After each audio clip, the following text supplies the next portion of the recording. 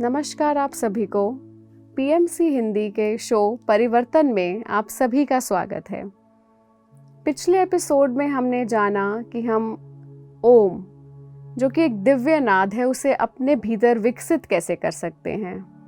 हमने जाना कि यज्ञ, तप, स्वाध्याय और ध्यान ही केवल हमें उस ब्रह्म का आनंद दिला सकते हैं। तो आइए अपनी एक्सपर्ट मंजुला जी का स्वागत करते हैं, जो हमें इस सुंदर ज्ञान को हमारे तक पहुंचाती हैं। मंजुला जी, आपका स्वागत है। नमस्कार। तो आज हम मंजुला जी से जानेंगे, पिछली बार आपने हमें समझाया था कि ये श्रद्धा क्या है, वीर्य क्या है। यम और नियम के बारे में भी हम बहुत सुनते हैं, क्या इनमें कोई संबंध है? बिल्कुल, हमारे यहाँ अष्टांग योग की बात है। योग के 8 अंग हैं जी। हमने कहा था कि श्रद्धा से क्या आता है? साहस आ जाता है। विश्वास है कि परमात्मा है और हर जगह, मेरे जन्म से पहले भी वो मेरी रक्षा कर रहा था, मेरी मृत्यु के बाद भी वो मेरी रक्षा करेगा। ये श्रद्धा है। वीर्य क्या है कि अब मुझे इस संसार के दुखों का और शत्रुओं का डर उतना नहीं सताता जितना पहले सता रहा था। जी। बहुत सारे इमेजिनरी फियर्स हमेशा हमको डराते रहते हैं। क्यों? क्योंकि हम मीडिया में सुनते हैं वहाँ पर दुर्घटना हो गई, वहाँ उसने उसकी हत्या कर दी। तो बहुत सारे नेगेटिव ख्याल चुपके से हमारे अंदर घुस जाते हैं और हमको कमज़ोर करते हैं, हमारी श्रद्धा को भी डगमगा देते हैं। जी, बिल्कुल। हमारे साहस को भी बिल्कुल किनारे कर देते हैं। हम क्या करें कि जो हमारी श्रद्धा है और साहस है वो कम ना हो, बल्कि दिन पर दिन और मजबूत हो और विकसित हो और खिल करके आए। जी। उसका जो मार्ग है वो यम और नियम है। आजकल अक्सर लोग कह देते हैं कि भाई कलयुग है, कलयुग में किसके बश की बात है, ये सब किताबी बातें हैं, वो सतयुग के लोग होंगे या जो हिमालय पर दुनिया छोड़ के गए हैं उनके लिए है। तो मैं उन सभी को कहना चाहूँगी, आजकल अक्सर हम लोग आसपास ये देखते हैं कि लोग हर समय कोई ना कोई मीडिया पर न्यूज़ देख रहे होते हैं। जी। वो सब देखते देखते उनको लगता है कि जो आसपास हो रहा है वो मेरे साथ भी हो सकता है। बिल्कुल। तो सबके अंदर डर बहुत बढ़ गया है। श्रद्धा भी, क्योंकि लोग सुनते हैं उस धर्मगुरु ने ऐसा कर दिया, उसके बारे में ये घोटाला पता लगा, तो लोगों की श्रद्धा भी डगमगा रही है। लोग कहते हैं कि पहले सच्चे संत होते, आजकल तो कोई सच्चा संत होता ही नहीं। तो मैं उन सभी से कहना चाहूँगी कि संत कोई सच्चा है या झूठा है, आप उसकी चिंता मत कीजिए। आप अपने बारे में सोचिए। आपके अंदर जो सात्विकता है उसे जगाने का काम आपको खुद करना है। चाहे आप आज करें या कई हज़ार साल बाद करें या कई लाखों साल बाद करें, करना तो पड़ेगा ही। जी। इस चीज़ को हम सभी को बहुत अच्छे से समझना है कि आध्यात्मिक उन्नति हर एक के लिए ज़रूरी है। क्योंकि अगर हम उन्नति नहीं करेंगे तो अवनति तो स्वाभाविक रूप से होती ही रहेगी। हम और डरते जाएंगे और नीची योनियों में जाएंगे और बीमार पड़ेंगे और कमज़ोर पड़ेंगे। और उसी कमज़ोरी को दूर करने के लिए हम लोग सोचते हैं कि हम खूब सारे पैसे कमा लें, बहुत सारे पैसे हो जाएंगे तो हमारा जीवन सुरक्षित हो जाएगा। लेकिन ये हमारा भ्रम है। श्रद्धा और साहस को अगर हमें पुष्ट करना है तो हमें अपने अंदर के जो दिव्य तत्व है उसको, दिव्य विज्ञान को समझते हुए, जिसे हम होली साइंस कहते हैं या तत्व ज्ञान कहते हैं, उसको समझ करके अपने अंदर के दिव्य अंश को विकसित करना होता है। और कैसे विकसित करें, अगला प्रश्न ये आता है जी। कि इन निगेटिविटी, इतनी कमज़ोरियों, इतनी नकारात्मकों, इतने डिस्ट्रैक्शन के बीच में हम किस तरह से अपनी आत्मा को मजबूत करें कि हम में मॉरल करेज आए, हम में वीर्य आए, हम में साहस आ जाए, हम डरें नहीं। तो उसका जो मार्ग है वो यम और नियम है। यम क्या है? हमारे यहाँ यमराज की बात आती है कि जब लोग मर के जाते हैं तो यमराज सब लेने आते हैं, यमदूत आते हैं। यम 5 प्रकार की वृत्तियाँ हैं जिनको मिला करके यम कहते हैं। पहला है सत्य, दूसरा अहिंसा, तीसरा है अचौर्य, चौथा है अपरिग्रह और 5वां है ब्रह्मचर्य। 5 यम हैं। सत्य क्या है? मेरे मन में, मेरी बुद्धि में जो विचार आ रहा है, मैं बिना किसी को हर्ट किए, बिना मैनिपुलेशन के, बिना डरे अपनी बात विनम्रता से कह दूं। लेकिन कई बार ऐसा होता है कि सच बोलने से किसी का बहुत बड़ा नुकसान भी हो रहा होता है। ऐसी स्थिति में हमें थोड़ा सोच समझ करके चलना चाहिए। जैसे कि एक गाय भाग रही है, एक सच्चा एक किस्सा किसी संत के जीवन में हुआ था कि वो कहीं रुके हुए थे, तीर्थ यात्रा पर जा रहे थे और किसी धर्मशाला में रुके और एक महिला ने खुद उनके संग संबंध बनाने की कोशिश की। तो उन्होंने विरोध किया और उस महिला ने खुद अपने कपड़े फाड़ लिए और शोर मचा दिया कि इस आदमी ने मेरी इज्जत पर हाथ डाला, और लोगों ने उनको दोषी माना और उनके हाथ काट दिए गए। तब वो बहुत दुखी हुए कि मेरी तो कोई गलत इंटेंशन थी ही नहीं। फिर वो एक सिद्ध महापुरुष के पास पहुँचे, तो उस सिद्ध महापुरुष ने ध्यान लगाया और उसका पिछला जन्म देखा। बोले पिछले जन्म में भी बहुत आध्यात्मिक थे आप ध्यान कर रहे थे, इसी बीच में एक गाय कसाई से पीछा छुड़ा के आपके सामने आई थी अपनी जान बचाने के लिए। आपने क्या किया, आप सत्यवादी थे, आपने कसाई को कह दिया कि हाँ भाई तेरी गाय यहाँ पर है, और वो गाय आपने उस कसाई को दे दी, उसकी हत्या हो गई। उस गाय के मन में ये विचार था कि अगर ये चाहता तो मेरी रक्षा कर सकता था जी, इसने मुझे कसाई के हाथ में सौंपा है। तो वही गाय अगले जन्म में इस स्त्री के रूप में जन्मी थी, और जब आप उसके सामने आए तो उसके अंदर वही बदले की भावना जाग गई और उसने ये सारा षड्यंत्र आपके साथ किया। तो सत्य के संग हमें ये भी ध्यान रखना है कि अगर हम किसी कमज़ोर की रक्षा कर सकते हैं, उसको क्षमा कर सकते हैं, उसे मौका दे सकते हैं बेहतर करने का, तो वो ज़रूर दें। बिल्कुल सत्य के साथ ये चीज़ें जुड़ी हैं। इस तरह के कड़वे सच ना बोलें कि उस इंसान के सुधार की संभावना ही समाप्त हो जाए। जैसे मैं चोर को कहती हूँ चोर है, तू तो कभी सुधर ही नहीं सकता ना, मैं कहूँगी भैया गलती हो गई, आगे से सुधरने की कोशिश करो, हम तुम्हारी मदद करेंगे। तो ये असली सत्य का अर्थ है।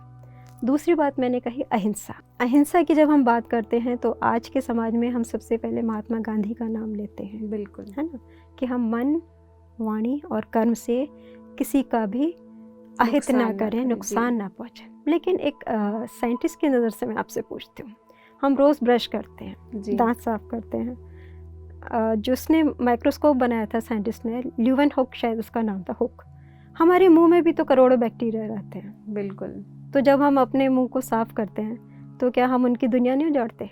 बताइए। जी बिल्कुल उजाड़ते हैं। इसीलिए अब हम गीता पर आ जाते हैं। भगवान कृष्ण ने क्या है, ऐसा कोई भी कर्म नहीं है जिसमें कोई दोष ना हो। हमारी इंटेंशन कितनी भी अच्छी हो, फिर भी जाने अनजाने हम किसी न किसी को नुकसान पहुंचाते हैं। जी, इवन हम कुछ भी खाते हैं तो हम किसी की जान तो लेते हैं, पेड़ों में भी तो जान है जी, है ना। हमें जिंदा रहने के लिए हम दूसरों के जीवन को वंचित करते हैं। उसे कंपेंसेट करने के लिए हमें आसपास जो पौधे हैं, पेड़ हैं, जीव जंतु हैं जो हमसे कमज़ोर स्थिति में है, उनका पोषण करना चाहिए। ये अहिंसा को जीवन में उतारने के लिए बहुत ज़रूरी है कि हम आसपास के जीव जंतुओं की सेवा करें बिना किसी लालच के। ठीक है, सत्य और अहिंसा, क्योंकि इनको जीवन में उतारना इतना आसान काम नहीं है। पहले हम थ्योरी को समझ लें जी, ताकि प्रैक्टिकल हमसे कुछ गड़बड़ ना हो। अचौर्य, चोरी नहीं करना। मेरे को कहीं से भी कुछ चीज़ मिल जाए तो मैं ये कोशिश करूं कि जिस किसी की भी है मैं उस तक पहुंचा दूं। अगर मैं नहीं पहुंचा सकती तो कम से कम उस पैसे को मैं अपने घर में न रखूं, उसे किसी परोपकार के काम में लगा दूं उस चीज़ को। तो वो परमात्मा से माफ़ी मिल जाएगी कि भैया मुझे नहीं पता किसकी है, लेकिन मैं उसे भगवान के काम में, परमार्थ के काम में मैंने लगा दिया। वो अचौर्य हो गया। जी, चौथी चीज़ है अपरिग्रह। हम सब बिल्कुल इसके उल्टे आजकल जी रहे हैं। भगवान महावीर ने शरीर तक त्याग दिए थे जब उनके अंदर कुंडलिनी जागी थी, क्योंकि वो ये मानने लगे थे कि 5 जो कोश हैं वो आत्मा के 5 आवरण ही तो हैं। मंजुला जी, इसका आसान भाषा में क्या मतलब हुआ अपरिग्रह? अपरिग्रह ये कि जितनी ज़रूरी है बस उतनी ही चीज़ें हम अपने घर में रखें। जी, जो चीज़ मेरे काम की नहीं है मैं किसी ज़रूरतमंद को दे करके उसकी मदद कर दूँ। तो अपनी नीड के हिसाब से ही। और आप जब करेंगे तो आपको दिखेगा, आप कहीं भी हों, आपकी ज़रूरत की चीज़ कोई अजनबी आपके पास लेकर के आ जाएगा। जी, ब्रह्मांड आपका ध्यान रखेगा। और ब्रह्मांड को आप विश्वास नहीं करते, आप जनरेशन टू जनरेशन चीज़ें एक्यूमुलेट करते जाते हैं, वो चीज़ें भी ख़राब होती जाती हैं। आपकी एंग्जाइटी बढ़ती जाती है कि उसका रखरखाव में आपका समय जाता है, किसी ने ले लिया, हाय चोरी हो गई, दुनिया भर का अवसाद आपके मन में आता है। उन सब से अपने को बचाइए। जितनी चीज़ें मेरे लिए ज़रूरी हैं मैं सिर्फ उतनी चीज़ें रखूं। ये अपने विवेक से अपनी ज़रूरत के हिसाब से हम में से हर एक को सोचना चाहिए कि जो चीज़ मेरे काम की नहीं है और कोई भी मुझे मिलता है ज़रूरतमंद, मेरे कपड़े हैं, मेरी किताबें हैं, मेरे घर का कोई भी सामान है, उसको मुझसे ज़्यादा ज़रूरत है, ये एहसास हम करके वो चीज़ उसको दे दें। चीज़ काम में आनी चाहिए, मेरे आए या मेरे पड़ोसी के आए जी, लेकिन काम में आनी चाहिए, अनयूज्ड नहीं रहनी चाहिए। बिल्कुल। ये 4 बातें हो गई, सत्य, अहिंसा, आचौर्य और अपरिग्रह। और 5वां जो यम है वो है ब्रह्मचर्य। ब्रह्मचर्य का अर्थ यही होता है कि वही मानसिक ध्यान करते हुए हम ये मान लें कि ईश्वर अगर सागर है तो हम एक बुलबुला हैं, ईश्वर अगर सूरज है तो मैं एक किरण, जी, है ना। हम जो भी काम करें मन में ये रहे कि हम परमात्मा का अंश हैं, परमात्मा हर तरफ मेरे अंदर, मेरे चारों ओर ब्रह्म ही ब्रह्म है और परमात्मा हर एक के अंदर है। तो मैं कभी किसी का अपमान नहीं करूँगी, मैं किसी के संग धोखा नहीं करूँगी, मेरे संग धोखा हो भी जाएगा तो भी मैं उसे माफ़ कर दूँगी। ये ब्रह्मचर्य है। अपने जीवन में ब्रह्म की भावना को हर क्रिया, हर स्थिति में धारण करना, ये ब्रह्मचर्य है। तो ब्रह्मचर्य तो एक जीवन की जैसे शैली हो गई, किस तरह सही से आपको जीवन, रहना ये है। वो जी, जीवन शैली है जो आपको पदार्थ की सृष्टि से निकाल करके प्रकाश की सृष्टि में ले जाएगी। जी। और अगर आपने नहीं किया तो आप पदार्थिक जगत में उलझ जाएंगे, हजारों साल तक उलझे रहेंगे। कोई दूसरा आपको इस माया जाल से मुक्त नहीं कर सकता। ये बात हम सभी को समझना बहुत ज़रूरी है। जी, आज नहीं करेंगे, कुछ साल बाद, कुछ जन्म बाद हमें करना तो पड़ेगा। प्रकृति का अपना नियम है, उसको अतिक्रमण करने की, उसको वायलेट करने की कैपेसिटी नेचर ने हम में से किसी को नहीं दी। उसके बाद हमने नियम की बात की, यम के बाद नियम की बात की, है ना। नियम जो हमारे ऋषियों ने बताए हैं वो उन्होंने कहा है कि संतोष, शौच मीन्स शुद्धि, तन और मन और मेरे घर आसपास रहने का जो भी स्थान है उसको शुद्ध रखना। तन को शुद्ध रखने के लिए हमारे यहाँ हर तरह के बताए हैं। उबटन होते हैं, नहाना ज़रूरी है, दिन में 2 बार नहा लीजिए, बहुत ही अच्छा है। मसाज कर लीजिए और अंदर किसी भी तरह के आपके टॉक्सिन्स ना हो, उस तरह के लिक्विड्स आप लीजिए, उस तरह का भोजन कीजिए। ताज़े फल, बासी चीज़ें ना खाएं, टिन्ड फूड ना खाएं, पैक्ड फूड ना खाएं, तो आपका शरीर में शौच रहेगा। मन में यह है कि मन में जब भी डर आए, दुश्मनी की भावना आए, ईर्ष्या आए, एनीथिंग जो आपको आपके आत्म रूप से गिरा देती है जी, और बाहर की दुनिया में अटका देती है, उन सारी आदतों से अपने मन को बचा के रखना, ये शौच है। तन, मन और निवास सबको शुद्ध रखना। शौच, संतोष। अगर मेरे पास आज एक LIG का फ्लैट है जी, तो मैं ये ना सोचूं कि जिस दिन मेरे पास फार्म हाउस हो जाएगा, पैसा कमा लूं। बहुत से लोग ऐसा करते हैं जी, कि जब पैसा वैसा कमा लेंगे ना तब भगवान को याद, तब ध्यान करेंगे। अभी हमारी उम्र इन चीज़ों की थोड़ी है, अभी तो दुनिया में उलझ जाते हैं। लेकिन ऐसा नहीं होता। आध्यात्मिक उन्नति आपकी प्रतीक्षा नहीं करेगी। और जीवन, आदि शंकराचार्य ने कहा है कि नलिनीगत, जैसे कि कमल के पत्ते पर एक ओस की बूंद होती है ना, वो पता लगा धूप आई और वो एवापोरेट होके उड़ गई। एक हवा का झोंका आया और पानी की बूंद झुलक के पानी में, कीचड़ में गिर गई। जीवन की कोई भविष्य की सुरक्षा किसी के पास नहीं जी, आप जहाँ भी हैं, जिस स्थिति में हैं, उसी में संतुष्ट रह के कि मेरे को ईश्वर ने इसी योग्य समझा, या जहाँ भी हूँ वो मेरे कर्मों का फल है, उस स्थिति को स्वीकार करके, संतोष करके मैं वहाँ से अपनी आध्यात्मिक उन्नति का प्रयास शुरू करूँ। ये जीवन का नियम है। अगर मैं नहीं करते तो मुझको पछताना पड़ेगा, मुझे बीमार होना पड़ेगा, मुझे फ्रस्ट्रेशन होगा, मुझे डिप्रेशन होगा। और आप आज देख रहे हैं, मैं बहुत से लोगों को जानती हूँ, अच्छी जॉब है, बंगले में रह रहे हैं, नौकर चाकर हैं, लेकिन बीमारी क्या है? डिप्रेशन। जी, डिप्रेशन इसलिए है कि यम और नियम का ना थ्योरी पता है, प्रैक्टिस तो खैर आप भूल ही जाइए। जब थ्योरी ही समझ में नहीं है, माइंड में क्लियर नहीं है कि मेरे अंदर साहस लाना है, मेरे अंदर श्रद्धा अगर ईश्वर के प्रति जगानी है, तो मुझे यम नियम का पालन करना चाहिए।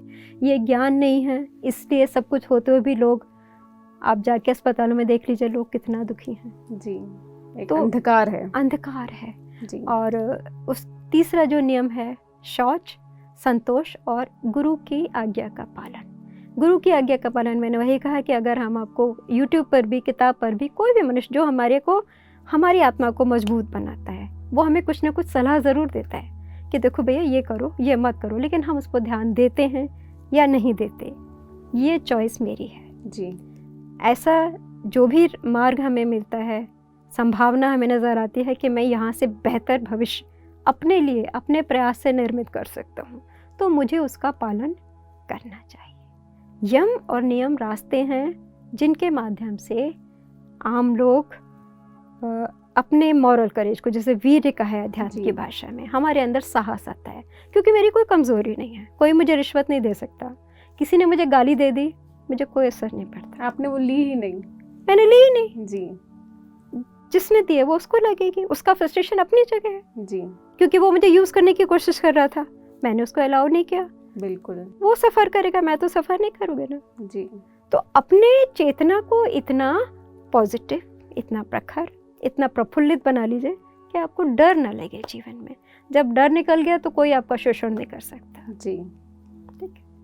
धन्यवाद मंजुला जी, आपने बहुत सुंदर समझाया यम और नियम को और किस तरह हम इन्हें अपने जीवन में ला सकते हैं और इनका पालन करना हम सभी के लिए अनिवार्य है। आगे बढ़ते हैं। हम सब जो है एक नेचुरल लिविंग को तो जानते ही हैं, जिसे कहते हैं प्राकृतिक जीवन जीना।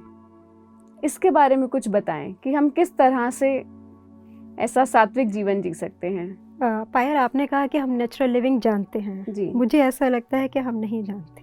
अच्छा। क्योंकि मैं भी इतनी उम्र गुजार चुकी हूँ, बचपन से ही हमारे अंदर इतने डूज एंड डोंट्स एक आर्टिफिशियल लाइफ के लिए भर दिए जाते हैं कि हम प्रकृति से धीरे धीरे बहुत दूर चले जाते हैं।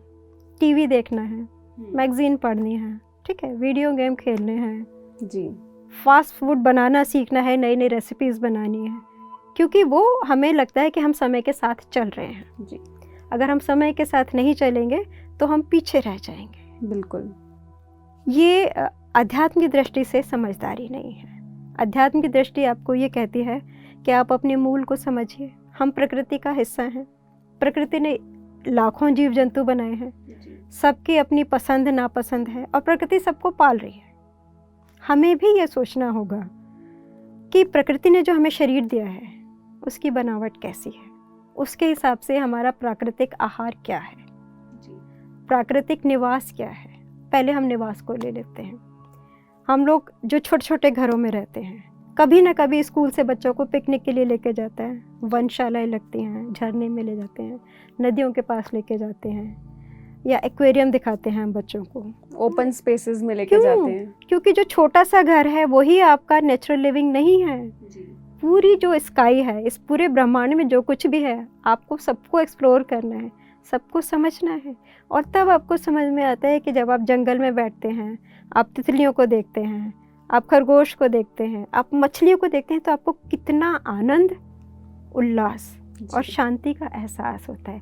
खासकर जब आप उनको भोजन देते हैं। मछलियों को आप चुगाइए, आप पक्षियों को चिल्लाइए, देखिए वो कैसे खुश होकर के आपके संग दोस्ती करते हैं। जी, आप जाके देखिए, डॉल्फिन्स के शो होते हैं, डॉल्फिन्स इंसान को बहुत अच्छे से उनके संग दोस्ती कर लेती हैं। हाथियों के संग थाईलैंड में आप जाके देखिए कितनी अच्छी दोस्ती है।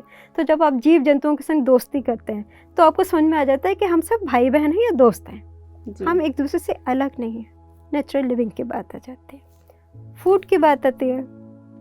हम लोग ब्रेड खाते हैं, बिस्किट्स खाते हैं, कोल्ड ड्रिंक्स आती हैं ना, स्क्वैश आता है, जितने एडवर्टाइजमेंट देखते हैं फट से वो चीज़ खरीद करके ले आते हैं, क्योंकि उसमें लिखा है कि इससे ये हो जाएगा, इससे ये हो जाएगा, और बड़े खुश हो जाते हैं। जी। लेकिन ये आध्यात्मिक दृष्टि से भटकाव है, ये समझदारी नहीं है।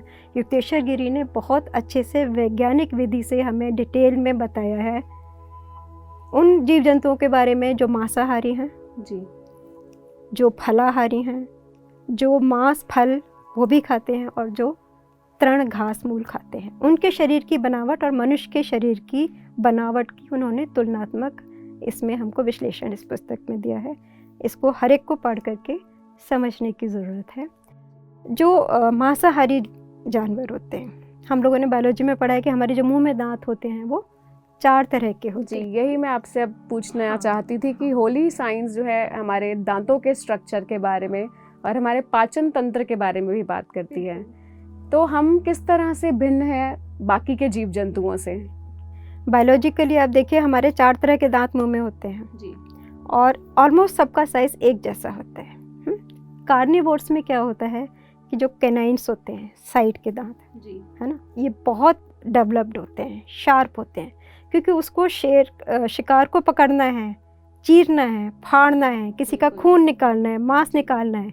और उनके जो दांत होते हैं वो एक के ऊपर एक नहीं फिट होते, वो इस तरह से होते हैं ताकि मांस को अच्छे से शिकार को दांतों के दबा के अंदर लेख लें और फिर उसको मार करके स्वेलो कर सकें, चबा सकें। हमारे दांत वैसे नहीं हैं। हर्बीवोर्स के क्या होते हैं, कैनाइन्स डेवलप नहीं होते लेकिन इंसिजर्स ज़्यादा डेवलप्ड होते हैं, क्योंकि उनको झाड़ियाँ काटनी है, तोड़नी है जी, और तब अपना पेट भरना होता है। जो फ्रूगीवोर्स होते हैं उनके जैसे कि हमारे चारों दांत बिल्कुल एक शेप के हैं और उनमें चबाने की एक वो है, नीचे से ब्रॉड है, ऊपर से पतले हैं, ताकि हम फलों को चबा सकें। ये दांतों के स्ट्रक्चर से लिया है। भालू सब कुछ खाता है, उसमें चारों के दांत अलग अलग ढंग से डेवलप्ड होते हैं। उससे पता लगता है कि ये मांस भी खा सकता है, ये फल फूल भी खा सकता है, ये घास भी खा सकता है जी। इस तरह से उसको उन्होंने कंपैरेटिव स्टडी किया है। दांतों के बाद उन्होंने जो क्या है कि स्टमक और इंटेस्टाइन की बात की है। तो जो कार्निवोर्स होते हैं, फ्लैश ईटिंग, जो मांस होते हैं, मांस में देखिए प्रोटीन ज़्यादा होता है, इसीलिए जो मांस खाने वाले जानवर होते हैं उनका पेट गोल होता है। और जो इंटेस्टाइन है, मुंह से गुदा, माउथ से एनस तक की जो लंबाई होती है वो बॉडी की लेंथ से 3 या 5 गुना होता है, ज़्यादा नहीं होता, क्योंकि प्रोटीन जल्दी डाइजेस्ट हो जाता है जी। हर्बीवोर्स में जो ये लंबाई होती है वो 25 से 28 गुना होती है, क्योंकि जो सेलुलोज होता है, जो सेल का स्ट्रक्चर, सेल वॉल होती है, उसको पचाने के लिए ज़्यादा समय लगता है, इसलिए इंटेस्टाइन उनकी लंबी होती है और उनका स्टमक भी गोल नहीं होकर के थोड़ा सा इलोंगेटेड होता है, लंबा होता है। हम लोग जो हैं हम लोगों की आंत 20 से 25 फीट तक होती है। तो कुछ लोग ये भी मानते हैं कि अगर हम 5 फीट के हैं तो हम कार्निवोर्स की कैपेसिटी में आ जाते हैं, क्योंकि हमारी इंटेस्टाइन 3 से 5 की कैटेगरी में आती है। लेकिन युक्तेश्वर गिरी जी ने बिल्कुल अच्छे से ये बात समझाई है कि हमें जो लंबाई लेनी है वो मुंह से एनस तक की लेनी है, ना कि पैरों की लंबाई में ला के चलनी है जी। उस दृष्टि से अगर हम देखें, दांतों की दृष्टि से और अपने आंतों की बनावट की दृष्टि से, तो हमारा जो स्वाभाविक आहार है वो फल है। और आप अनुभव से भी जाइए, आप बगीचे में जाते हैं, आपको पके हुए फल दिखते हैं, कैसा लगता है? तो मंजुला जी, का देखा जाए तो प्रकृति ने ही हमें वैसे दांत और पाचन तंत्र दिया है कि हम जो है हमें फलाहार ही करना चाहिए या हमें सब्जियां ही खानी चाहिए। देखिए, नेचर ने जो हमें दिया है, हम अननेचुरल लिविंग करते हैं, इसलिए हम अपने लिए प्रॉब्लम खुद क्रिएट करते हैं, क्योंकि हमें विज्ञापन जो है ना वो बड़ा सम्मोहित कर लेते हैं, और विज्ञापनों का कोई वैज्ञानिक आधार नहीं होता, वो व्यापार के एक जरिया है। एक विज्ञापन से करोड़ों लोग प्रभावित हो जाते हैं और वो करोड़ों लोग उस चीज़ को खरीद लेते हैं। तो वो एक व्यापारिक व्यवस्था है। जो व्यक्ति आध्यात्मिक है उसको विज्ञापनों के मोह जाल से, माया जाल से सबसे पहले अपने को अलग करना है। हम क्या खाते हैं, किससे मिलते हैं, 24 घंटे में मैंने क्या किया जी। उसके बारे में मुझे सोचना है कि वो सब करने के बाद मेरी एनर्जी घटी या बढ़ी।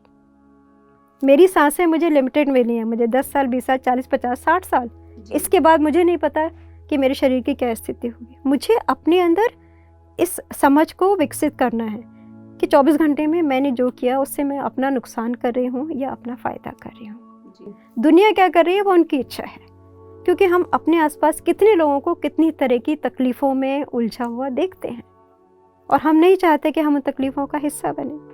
अगर इस दुखालय, जिसको कृष्ण ने गीता में दुखालय कहा है, इस दुखालय से हम अपने को बचा के रखना चाहते हैं, हम योगियों के मार्ग पर चलना चाहते हैं, हम जीसस के मार्ग पर चलना चाहते हैं, हम भगवान राम के भक्त हैं, हम कृष्ण जी के भक्त हैं, तो हमें प्रयास करना होगा ना। उन्होंने जो विज्ञान हमें दिया है हमको उसको जीवन में उतारना होगा।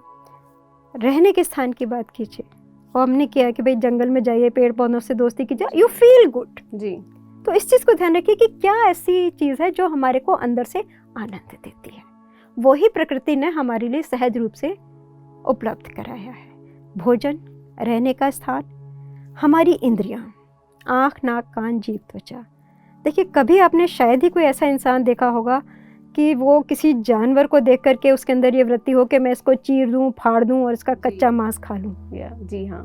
जितने भी लोग सामिश भोजन करते हैं वो परिवार में बचपन से उनकी आदतें डाली गई कि इसे खाने से ताकत आती है, इसमें प्रोटीन होता है, सेहत बनेगी, इसलिए वो खाते हैं।